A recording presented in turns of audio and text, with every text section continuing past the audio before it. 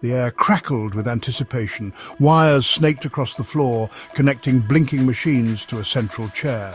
John, his eyes shining with excitement, checked the final calibrations. His life's work culminated in this moment. He planned to travel through time through a mental link. John was trying to change history. He wanted to experience his past first. His plan was audacious. Send his consciousness back into his infant self at first, then go back, invent things decades ahead of their time. His machine would create a bridge through time, a conduit for his mind. He smiled, his heart pounding with nervous energy. Tonight, he would touch his past.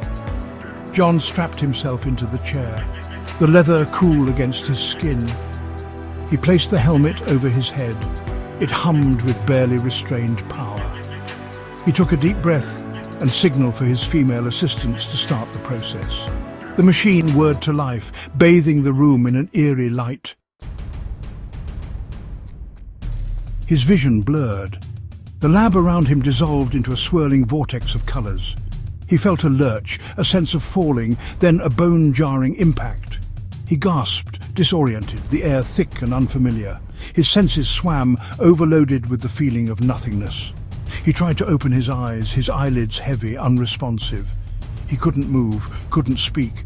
Panic, cold and sharp, flooded his mind. What had gone wrong? What was happening?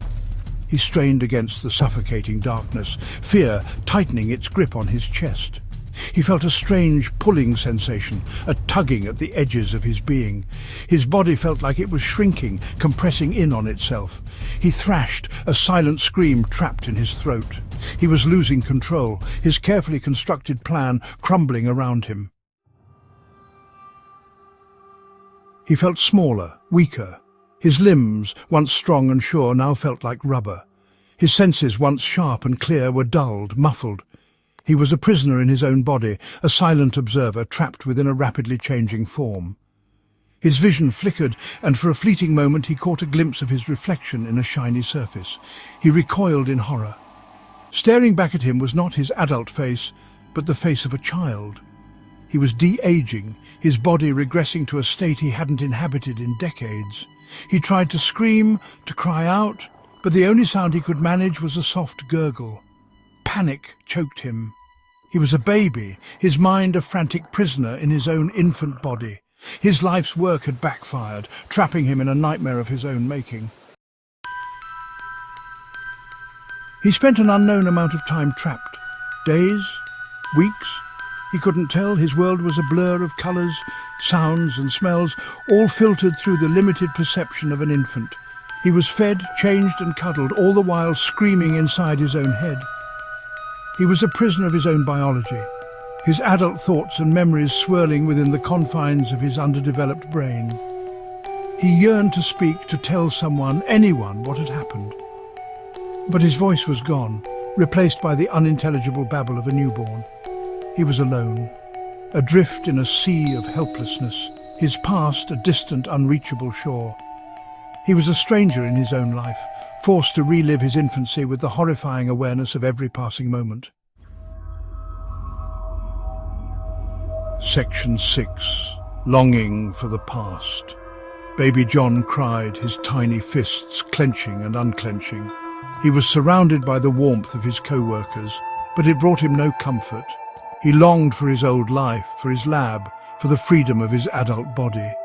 He missed the feel of the sun on his skin, the taste of his favourite meal, the simple pleasure of reading a book. He was a prisoner in a gilded cage, his every need and want catered to, yet utterly alone in his predicament. He watched his co-workers, their faces etched with love and concern, and felt a pang of guilt. They had no idea he wasn't gone. He was a man lost in time. Limitations of his infant body prevented him from speaking. He clung to them desperately, but they slipped away like sand through his fingers, leaving behind only a dull ache of loss and the bitter taste of regret. Section 7. The Weight of Consequence. His two female assistants were doing their best. He was plagued by memories, flashes of his old life. He had excelled in his studies, his mind absorbing information with the eagerness of a sponge. He was hailed as a prodigy, a genius. but the accolades rang hollow. He felt a profound sense of displacement, of being an imposter in his own life. He had everything he could ever want, yet he felt empty, incomplete. He was haunted by the weight of a life he remembered living, burdened by the consequences of actions he'd taken. His new life was a constant reminder of a never-ending echo of the man he was supposed to be. Section 9. Time's immutable hand. Time, once his obsession, had become his prison. He had sought to control it, to bend it to his will. But in the end, it was time that had broken him, reshaping his destiny in ways he could never have imagined. His story serves as a cautionary tale, a reminder that some lines are not meant to be crossed, some doors not meant to be opened. The past, once gone, is lost forever, and any attempt to alter its course can have unforeseen and irreversible consequences. The universe, it seems, has a way of correcting itself, of ensuring that the delicate balance of time remains undisturbed. And sometimes the greatest lessons are learned not through triumph, but through the bitter acceptance of our own limitations.